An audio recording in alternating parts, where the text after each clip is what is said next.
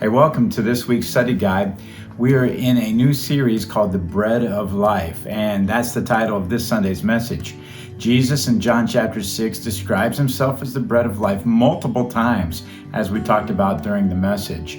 Now, this chapter begins with Jesus feeding at least 5,000 men, who knows how many more, probably up to 12,000 people.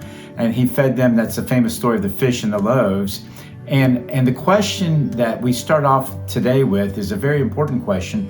Why do you suppose Jesus fed the 5,000 people who were gathered there on the hillside? Go ahead and discuss that, and then I'll come back to you with my thoughts.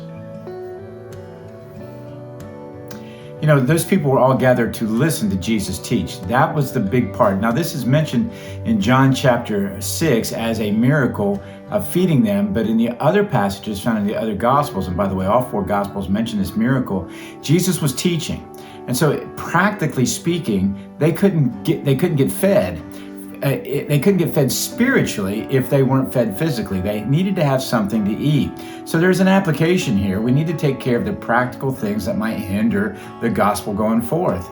And certainly as we think about where we talk about Christ, where we meet together, how we do even this online engagement, we need to make sure that those things are not a hindrance, that those things are worked out.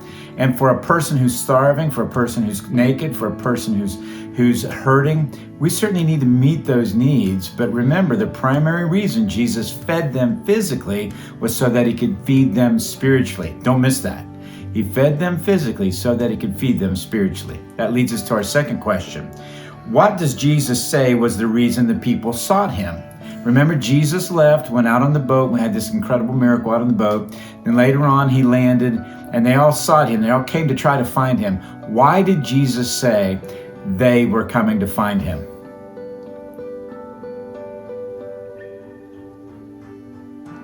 As you were talking about that, I hope that you noticed that Jesus said, you're coming because you want bread.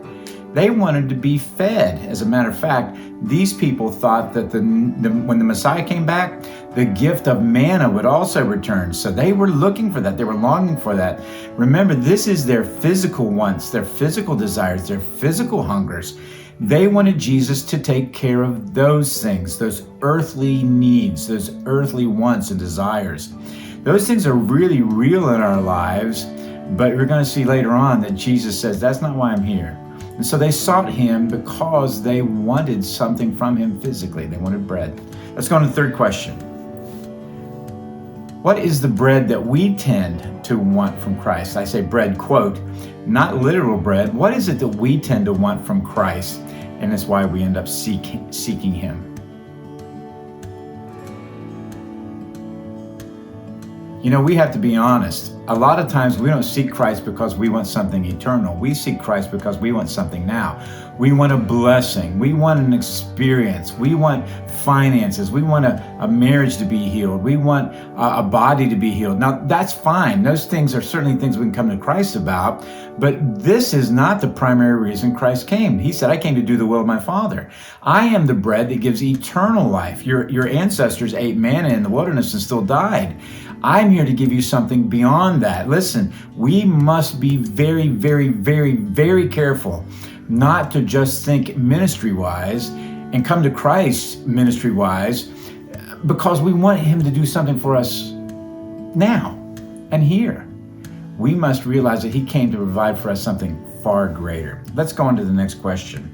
In what ways has your faith been seeking physical blessings rather than spiritual?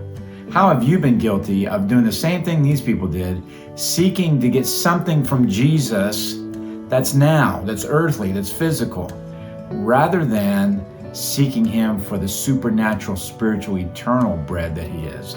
Talk about how you might be guilty of that.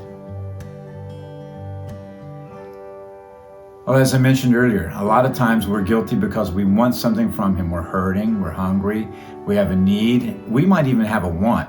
We might want some fancy car or a bigger house or trips, and we think that God's going to give us that. Boy, this is really prominent today in theology across America and around the world.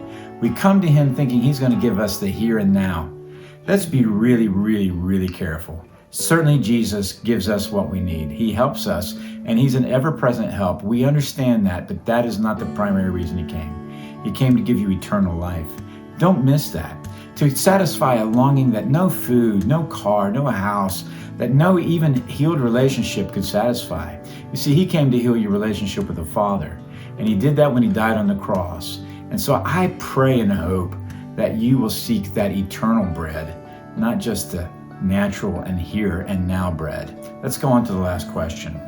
Why do you suppose so many disciples left Jesus? It says that many of them, as a matter of fact, all but 12, left him. Out of all those hundreds, maybe even thousands of people who were followers of Christ that listened to him, that would have been, quote, his church, why do you suppose they left?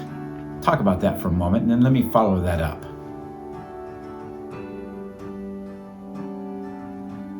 Well, it says that this teaching of Jesus was hard for them to grasp. Not intellectually. They didn't like it. They didn't like his theology. They didn't like what he was telling them. And because they didn't like it, they didn't want to swallow that, they left him. Now, let me ask you this question. What do you suppose most churches would do today if they began to see people leaving because their needs weren't met? Talk about that for a moment, and let me come back and talk to you one more time.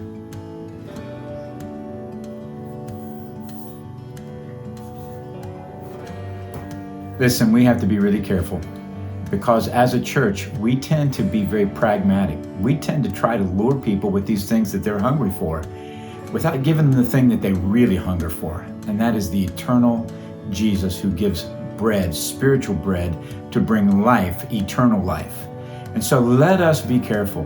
Let us not seek the earthly and the physical things from Christ. And certainly let's not be the ones who are trying to sell that to the people who are coming seeking after him. We must be very careful not to be pragmatic, not to just give them things that they want, better programs, more entertainment, songs that they just care, that they really like. We need to make sure that they understand things like holiness and righteousness and grace and mercy and forgiveness, that they must understand purity. We must make sure that we're doing our best to create a spiritual hunger, not to satisfy the physical. God bless you. Thanks for joining us today on this week's study guide.